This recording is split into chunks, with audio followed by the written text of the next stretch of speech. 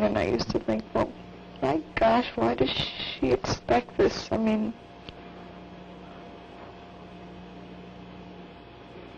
And so it's very annoying to find yourself fitting into what seems like the same pattern.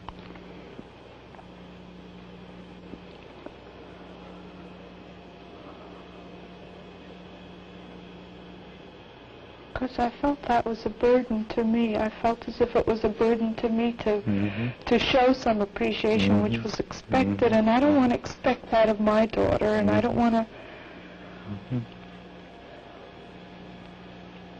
Yeah, I guess I know for the first time how my mother felt.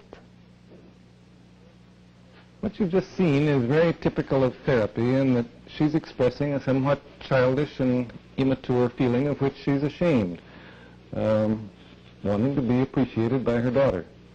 Now, this is just the kind of opportunity that therapy offers to express, to feel, and to experience every aspect of oneself. The immature and the shameful aspects, the positive and grown-up aspects. And what we find is that the more a person can be all these aspects of himself, the more he can change and grow, and the more he feels that he's a whole person. And a whole person, or a mature person, is able to feel childish or dependent or immature at times without feeling ashamed of those feelings. And he's also able, without fear, to be responsible and social and effective and creative. Well, I've pointed out some of the characteristics of therapy as I've seen them in these fragments of the interview, but I expect you'd be a good deal more interested in the meaning that this interview had and has to the young woman who was involved in it.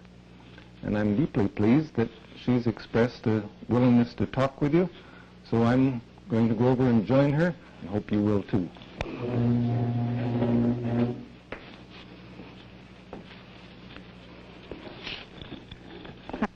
Now, you've seen the portions of our interview on this program, and I know that both I and the audience would be very much interested in any reactions or comments you have.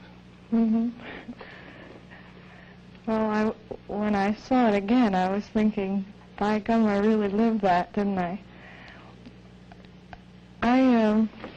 This is kind of different from the situation as it was then.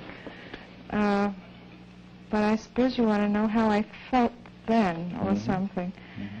I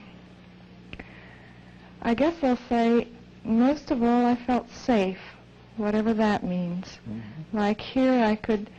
I start by saying things as I feel them, and gradually realized that, by gum, I'm feeling lots of things that I didn't even know I felt. And it was all right to say them here, no matter how bad they were and how awful they seemed. And little by little to realize, gee whiz, it's not just one big muddled mess, but a lot of separate feelings that I have, and some of them I don't like, and some of them I do like. And a lot of these things became very clear during this time.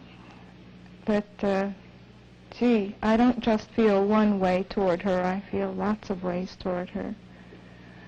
But here it was safe to do that, and it was okay, and it felt like, well, you weren't going to blame me for that. And I couldn't say that to anybody else, and often I can't say it even to myself alone. But it was okay here. So those are some of the things that you felt in the hour. And then I'm sure that I wonder, and I suspect the viewers wonder, did this kind of an interview make any difference at all in the relationship with your daughter? Oh.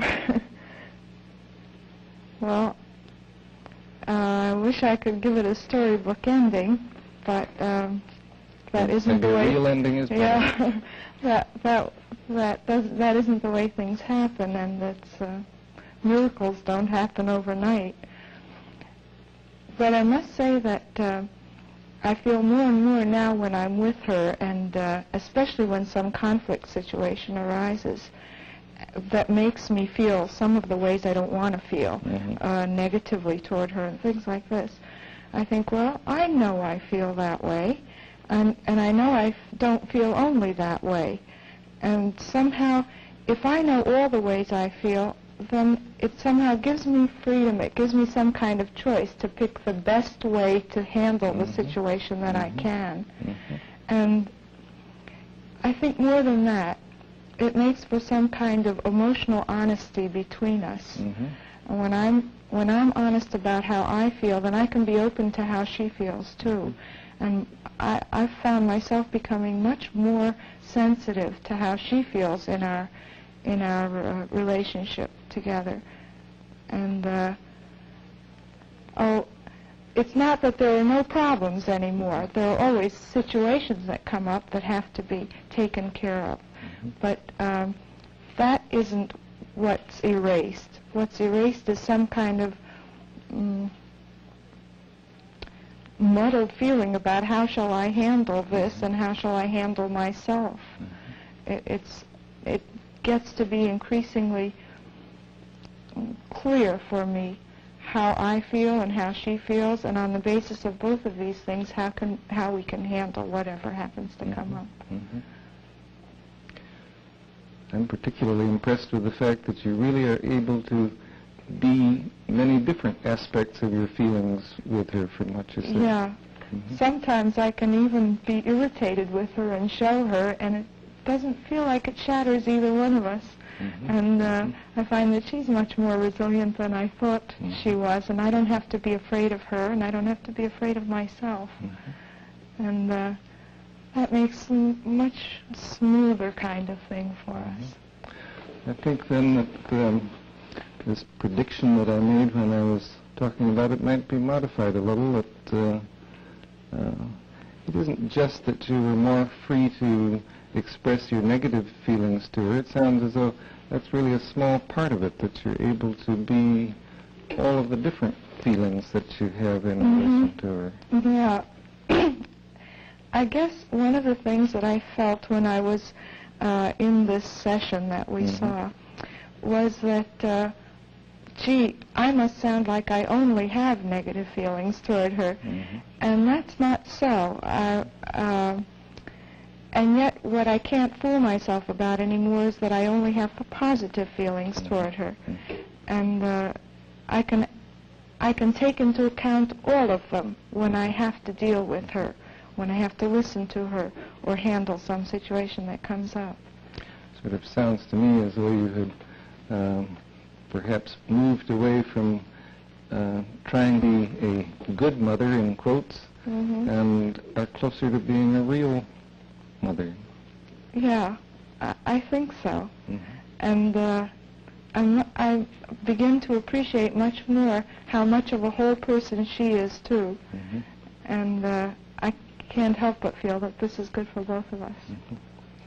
Well, I know that I think I can speak for the people looking in on this as well as for myself in saying that we really appreciate very much your willingness to join us and take part in this discussion. Thanks a lot. You're welcome.